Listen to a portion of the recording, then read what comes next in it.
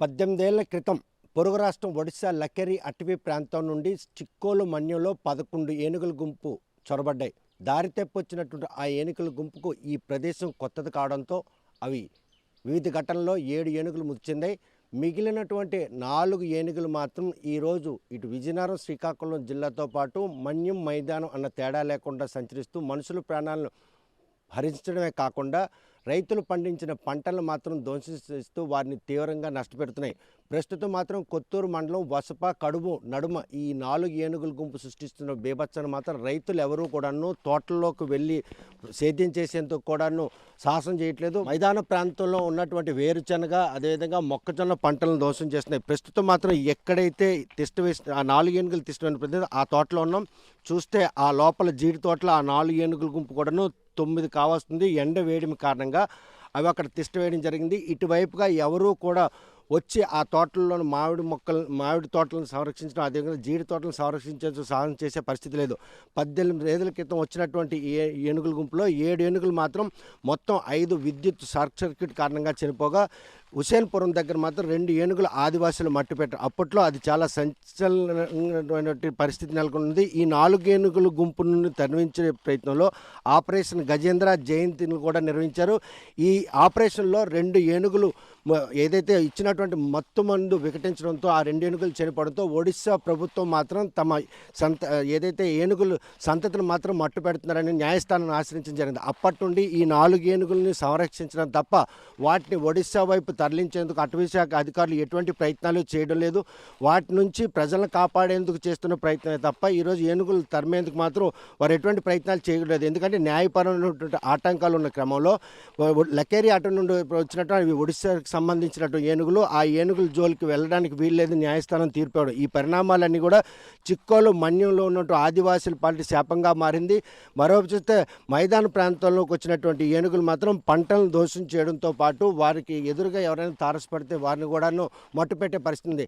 అవి ఇప్పటి వరకు కూడా 36 మందిని హతమార్చినటువంటి ఏనుగుల గుంపులను సంరక్షించేందుకు అటవీ శాఖ అధికారులు చేస్తున్న ప్రయత్నంలో ఇటు ప్రజలను అప్రమత్తం చేస్తూ ట్రాకర్స్ను కూడా ఏర్పాటు చేశారు. ఆ ట్రాకర్లో కూడా గత ఏడాది ఒక ట్రాకర్ ఏనుగులను తరలించే క్రమంలో కూడాను మృత్యువాత పడడం జరిగింది. ఇటువంటి పరిణామాలు చోటు చేసుకున్న ఈ నేపథ్యంలో ఈ 4 ఏనుగుల గుంపు నుండి ఇటు మన్యం మైదాన ప్రాంతం ప్రజలను కాపాడేందుకు అటవీ శాఖ అధికారులు చేస్తున్న ప్రయత్నంలో స్థానిక ప్రజల నుండి కూడాను సహకారం ఉండబట్టే ఈరోజు మాత్రం మనుషుల ప్రాణాలు హరించకపోయినా పంటలను నష్టపెట్టడంలో మాత్రం ఈ ఏనుగులు పూర్తిగా వారికి ఒక శాపంగా మారిందని చెప్పుకోవచ్చు. ప్రస్తుతం ఈ 4 ఏనుగుల గుంపు ఎక్కడైతే తిష్ట వేసాయో వసబ, కడుము నడుము ఉన్నటువంటి ఆ తోటల్లో తిష్ట వేసి అవి మాత్రం విధ్వంసం సృష్టిస్తున్నాయి. అవి తిష్ట వేసినటువంటి ప్రదేశాలకు మాత్రం రైతులు ఎవరు కూడాను పంటలను సేద్యం చేయడానికి వెళ్ళడానికి కూడా సాహసం చేసే పరిస్థితి లేదు. ప్రస్తుతం మామిడి పూత టైం రావడం, అదేవిధంగా జీడి కూడా పూత, మరోవైపు మొక్కజొన్న పంట చేతికొస్తుంది, అదేవిధంగా వేరుశనగ పంట చేతికొస్తుంది. వాటిని తెచ్చుకునేందుకు కూడా రైతులు ఎవరు వెళ్ళే పరిస్థితి లేదు. ఇటువంటి పరిణామాలు చోటు చేసుకునే క్రమంలో గత 4 ఏళ్ల క్రితం మరో 2 ఏనుగుల గుంపు మాత్రం మైదాన ప్రాంత వైపు రావడం, వాటిని మాత్రం తరలించేందుకు అటవీ శాఖ అధికారులు సక్సెస్ అయినాయి. ఏవైతే మిగిలినటువంటి 4 ఏనుగులు ఉన్నాయో ఆ 4 ఏనుగులు ఆడవి కావడం, వాటికి సంతానోత్పత్తి కలిగించే అవకాశం లేకపోవడంతో అవి మాత్రం అందులో మకన అని ఒక ఏనుగు మాత్రం 3 ఏనుగులు కూడా కాపలా కాస్తుంది. ఆ 3 ఏనుగులు కాపలా కాసే క్రమంలో కనుక అటువైపు ఎవరైనా వెళ్తే ఈ ఏనుగు మాత్రం దాడి చేసి వారిని హతమారుస్తుంది. ఈ దాడిలో మాత్రం ఇప్పటివరకు 36 మంది మృత్యువాత పడినప్పటికి కూడాను వాటిని సంరక్షించేందుకు న్యాయపరమైనటువంటి సూచనల మేరకు జిల్లా అటవీ శాఖ అధికారులు మాత్రం చర్యలు చేపడుతున్నారు తప్ప వాటిని ఒడిశాకు తరలించేందుకు అవసరమైన చర్యలు మాత్రం చేపట్టకపోవడం ఆ ప్రజల పాలిటి శాపంగా మారింది. మన్యం మైదానం అన్న తేడా లేకుండా ఏనుగులు సంచరిస్తూ ఆ ప్రదేశాల్లో ఉన్న రైతులు నష్టపెట్టడమే కాకుండా ఎదురొచ్చినటువంటి మనుషులను కూడా హతమార్చి ఈ క్రమం ఏదైతే ఈ దాష్టికం ఉందో దాన్ని మాత్రం పూర్తిగా కట్టడి చేసేందుకు అటవీ శాఖ అధికారులు పూర్తిగా చేతులు ఎత్తేసే పరిస్థితి.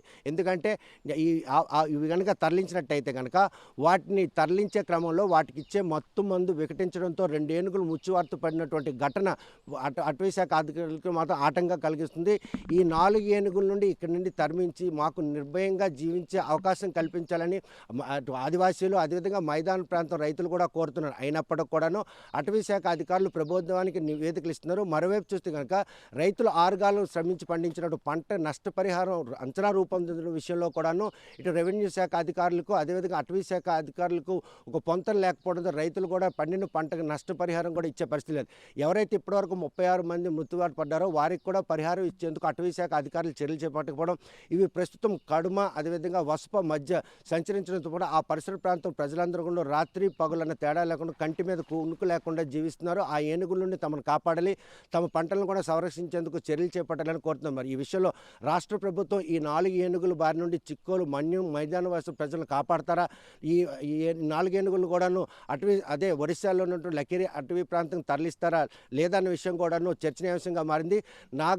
వంశధార నది దాటి వచ్చినటువంటి ఏనుగులు తిరిగి వెళ్ళాలంటే కనుక నది దాటే పరిస్థితి ఉంటుంది. కానీ ఆ దారి తప్పి వచ్చినటువంటి ఆ 4 ఏనుగుల గుంపు మాత్రం 18 ఏళ్ళుగా చిక్కోలు మన్యం మైదాన ప్రాంతాల్లో మాత్రం అలజడి సృష్టిస్తూ రైతులు పంటలు నష్టపరచడమే కాకుండా మనుషుల ప్రాణాలను హరిస్తున్నాయి. వీటిని పరిగణలోకి తీసుకున్న అటవీ శాఖ అధికారులు ఆ దిశగా ప్రయత్నాలు చేసి ట్రాకర్లు ఏర్పాటు చేసి కాపలా కాయడమే తప్ప కానీ వాటిని తరలించేందుకు చర్యలు చేపట్టాలని డిమాండ్ చేస్తున్నారు. ఈ డిమాండ్ రాష్ట్ర ప్రభుత్వం పరిగణలోకి తీసుకుంటుందా, లేకపోతే ఒరిస్సాకు సంబంధించినటువంటి సంతతి కాబట్టి వాటిని సంరక్షించి ఎలిఫెంట్ సెంచరీ ఏర్పాటు చేసి అటువైపుగా ప్రొబిటెడ్గా ఏదైనా కూడా ఒక ప్రదేశాన్ని ఎంపిక చేస్తారన్న విషయం వేచి చూడాలి. మరోవైపు చూస్తే కనుక ఈ ఏనుగుల గుంపు బారిన పడినటువంటి ప్రజలు మాత్రం నానా వేతలు పడుతున్నారు.